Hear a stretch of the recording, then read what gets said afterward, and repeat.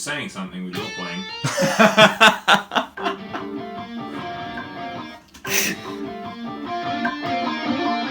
Yeah, that's pretty good. What a perfect time to turn the camera on. You ready? What am I doing now? Use your third finger for those first two notes. Or your middle finger and pinky. Middle finger and third, sorry, and then...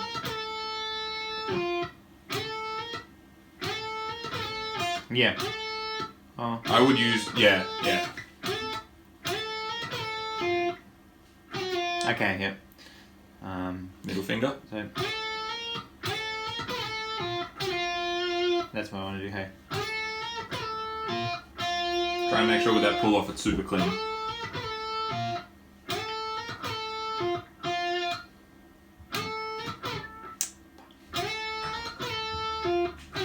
That's it.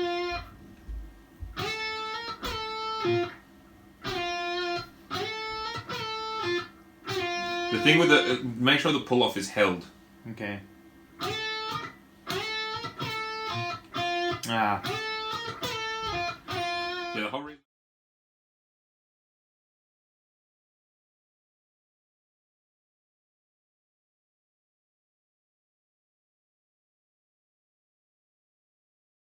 Hey, I'm Daniel Nashi. My name is Daniel Pinto, and I am the older half of Myoora.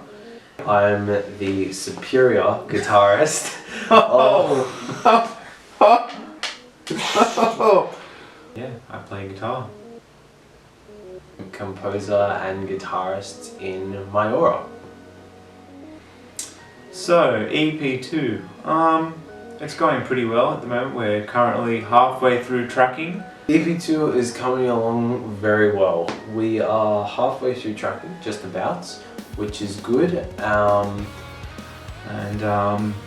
So far we've managed to get everything where we want it.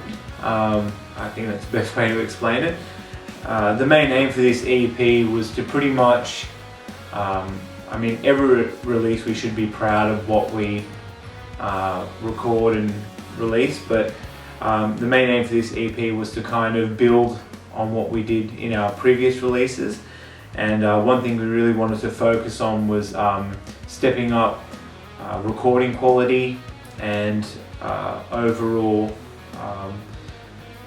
technique really, and how we track guitars. So I think so far we've managed to do that, and that's been with the help of Mr. Jake House and Low. We've stepped it up a lot this time around. With Moon Grotto and Skyward, we wanted to improve with everything we've released, and with this EP we have a lot. We've got 4 tracks this time around, which is an extra one from Moon Grotto. The tracking, and we brought on Jake House and Low for full-on engineering, and his input is crucial and it can't be replaced. It's absolutely the best thing we've possibly done for us this time around. Having the third ear is awesome, but we've stepped up our playing, our melodic writing, our arrangements, our programming, everything's going really, really well, and we cannot wait to release. Really happy with it. Do we use programmed drums? Gosh, I never thought we'd get this question, because we used to ask this question to all the people we used to listen to. Yes, we do use programmed drums. In the first release, Moon Grotto, that was programmed drums. And even for our first single, Skyward, that was also programmed drums. However, we got someone very good to program the drums for us, Mr. Nathan Buller, Intervals and Auris, I believe. Is it Auris? Mm-hmm. I don't know if I pronounced that right. But yeah, but the first EP, we also got Jake House and Low to program the drums. In terms of what drums we use, there's a lot of good stuff out there. Now, we have been Superior drummer users for quite some time, so that is a great VST instrument if your computer has the space for it. Short answer to how we structure songs is that we don't. Flat out, we don't structure songs at all. We tend to write out a bunch of ideas and gel them together. Often we'll make a structure that we think is okay, and we'll take it to Jake, and yeah, we'll walk out of the apartment very differently to how the structure was when we walked in. We end up doing the structure last, and there is a lot of rejigging. Even when tracking, we change parts, because when you track guitar, the sounds automatically change because it's so much better and more refined. So structure is probably the last thing we do. Very rarely will we have sit down and be like, okay, part A, part B, part C, part A again, before we've written everything. It has happened. And even with Moon Grotto, we actually had Steven's solo on its own before we had written the rest of the song. So we work the solo into a song like that, which is just an example of how we really don't utilize structure at all in writing. Do I ever get tired? My answer is going to be very different to Daniel's. Yes, I do get very tired from playing the guitar. I think a lot of it was due to other things getting in the way, which made me tired to play guitar. I used to teach to a I used to teach a lot, let's put it that way, and nothing wrong with that. Teaching's great. I think teaching's awesome, but I found that through that I burnt myself out, and I'd come home and really not want to touch the guitar after teaching Seven Nation Army all day long. So I do get tired of the guitar, especially with teaching, and I'm still teaching now, mind you, but there are points where I don't want to play, absolutely. The way I keep things, I guess, fresh or exciting is I just do something else. I'll, it's a bad answer really, but I try and exercise as much as possible. I have other hobbies and interests. I do my own research. I tie in family life and all that kind of stuff, so that all keeps my mind pretty busy. My answer is probably going to be slightly different to Daniel's, but no, I never get tired of guitar. Playing guitar, writing music, playing any musical instrument that I can get my hands on is an experience that I'll never get tired of. I'll come home, and if there's a guitar there and I pick it up and I play it, I'm not going to be tired of it. It's just a part of me, as cheesy as that sounds. Playing guitar, writing music, and I consider myself more of a musician as less than a guitarist, because guitar is pretty much just a tool that I use to write music, but I never get sick of guitar, ever. Like, I do a lot of things in my life, but guitar is just something I can never get sick of. And in terms of people who do get tired of it, keeping fresh is probably the hardest thing to do. Inspiration is definitely one of the hardest things to do. I wrote that in a guest blog that we did a little while ago, but inspiration is such a hard thing to get grasp on, and it's the same with motivation and drive. With keeping an instrument fresh, I think the most important thing to do is just try different things, even something that was the complete opposite of what you thought you'd like, or a song that you might not want to play. Just give things a go, and it'll probably get a lot more exciting for you at one point.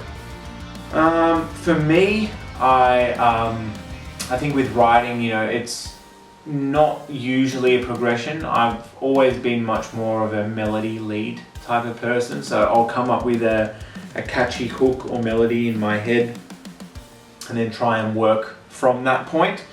I have many friends and people that would be like, no, you've got to start with chords, and then you build something around that. But I just personally feel that starting with chords, I've already kind of limited myself to what I can do. I feel like adding chords to something that you have, like a melody, is for me and the way I work way more productive than having a chord melody, then going, oh, I need to, having a chord progression, sorry, then saying, oh, I have to write a melody around this.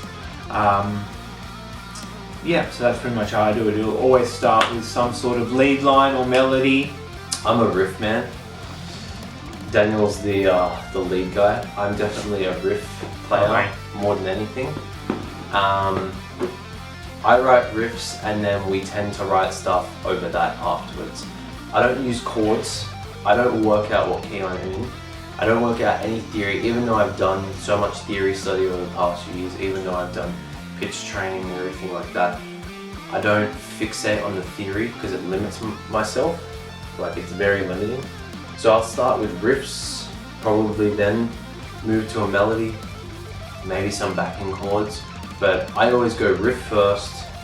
Any sort of theme or like melodic thing always comes after. This is a hard question because I don't feel that, I feel like it's very hard to balance everything, and I think it differs from person to person, but for me, my time management isn't the best, I have to say, so I don't really get to balance everything how I want to. I don't go to school, I go to uni, so that's even more exciting. But yeah, I usually just put my music first, and I try to keep my family life and everything, equal with it. I'm a high school student. I'm in year 11 at the moment. I'm in my last term of year 11 before I go into year 12, and I think, as everyone who knows me at all probably would agree, I'm a bit of a workaholic. I don't even know where I get the energy for most of the things I do, but for me, I just time balance absolutely everything. Yes, I do. I always really like to think of my songs as journeys, or these kind of long, adventurous, melodic soundscapes, if that makes any sense. I'm really bad at explaining things, I apologize, but I have a few movies that I really like. I like Lord of the Rings, I like Star Wars, I like all those kind of epic movies, and I feel like a lot of my melodies that I write somehow stem from those soundtracks, or just me thinking that I'm a character in one of those films, as terrible as that sounds.